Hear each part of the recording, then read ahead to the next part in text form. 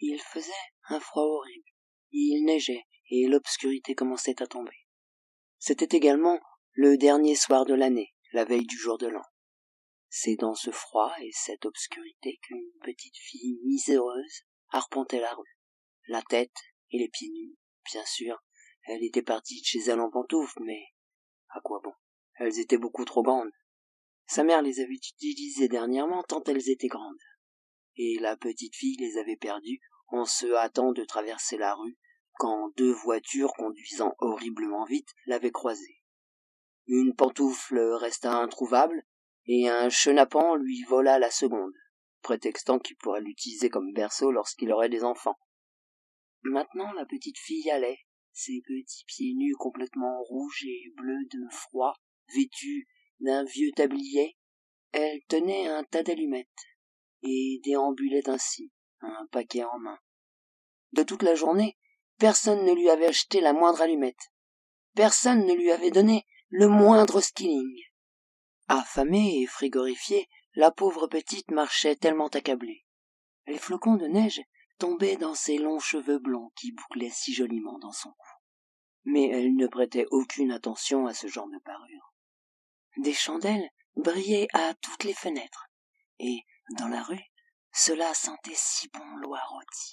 Après tout, c'était la veille du jour de l'an, et vous pouvez croire qu'elle y pensait.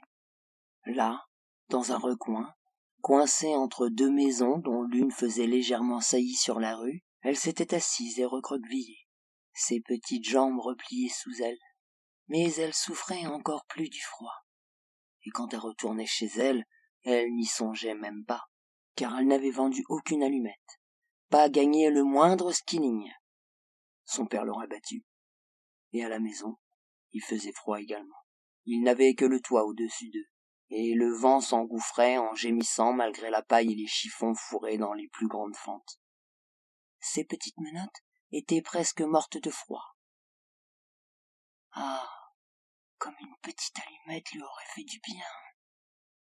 Si seulement elle avait osé en tirer une du paquet, la frotter contre le mur et se réchauffer les doigts.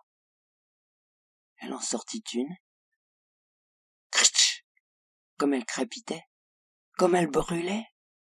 Lorsqu'elle l'entoura de sa main, il y eut une chaude flamèche claire, comme une petite chandelle. Quelle étrange lumière! La fillette se voyait, assise, devant un gros poêle en fonte, aux boules et aux tuyaux étincelants en laiton. Le feu brûlait si bienfaisant, il réchauffait si agréablement. Mais que se passait-il? La fillette étirait déjà ses pieds pour les réchauffer. Aussi, lorsque la flamme s'éteignit et que le poêle en fonte disparut, elle resta assise, un petit bout d'allumette brûlé dans la main.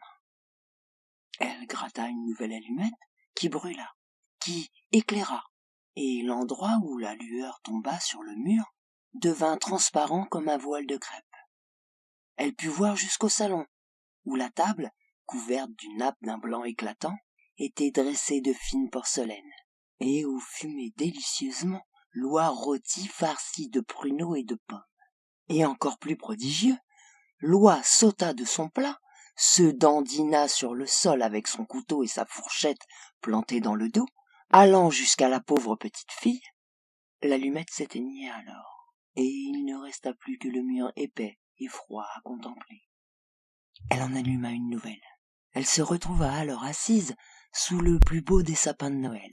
Il était encore plus grand et plus décoré que celui qu'elle avait vu à travers la porte vitrée du riche marchand au Noël dernier. 1000 bougies brillaient sur les branches vertes, et les images bariolées, comme celles qui ornent les vitrines des boutiques, posaient leur regard sur elle. La fillette tendit ses deux mains. C'est alors que l'allumette s'éteignit. Les innombrables bougies de Noël s'envolèrent de plus en plus haut. Elle les vit se transformer en de brillantes étoiles. L'une d'elles tomba, traçant dans le ciel une longue raie de feu. « Tiens, quelqu'un est en train de mourir, » dit la petite fille, car sa vieille grand-mère, aujourd'hui décédée, la seule qui eût été bonne avec elle, lui avait raconté que, lorsqu'une étoile tombe, c'est qu'une âme monte vers Dieu. Elle gratta encore une allumette contre le mur. Elle éclaira à la ronde, et, dans la lueur, se dressait la vieille grand-mère, si éclatante, si étincelante, si douce et si chère. « Grand-mère !» cria la petite, « emmène-moi avec toi. Je sais que tu seras partie lorsque l'allumette s'éteindra, tout comme le poêle en fonte bien chaud, la délicieuse oie rôtie et le grand sapin de Noël magnifique. » Elle gratta en hâte le restant des allumettes qui se trouvaient dans le paquet, voulant retenir sa grand-mère. Les allumettes jetèrent alors une telle lueur qu'il faisait encore plus clair qu'en plein jour. Jamais auparavant sa grand-mère n'avait été aussi belle, aussi grande. Elle prit la petite fille dans ses bras, et elles s'envolèrent, baignant dans la joie et la splendeur très, très haut. Là, il n'y avait ni froid, ni faim, ni angoisse. Elles étaient auprès de Dieu. Aux premières lueurs froides de la matinée, au coin de la maison, la petite fille était assise, les joues rouges, un sourire aux lèvres, morte de froid le dernier soir de l'année.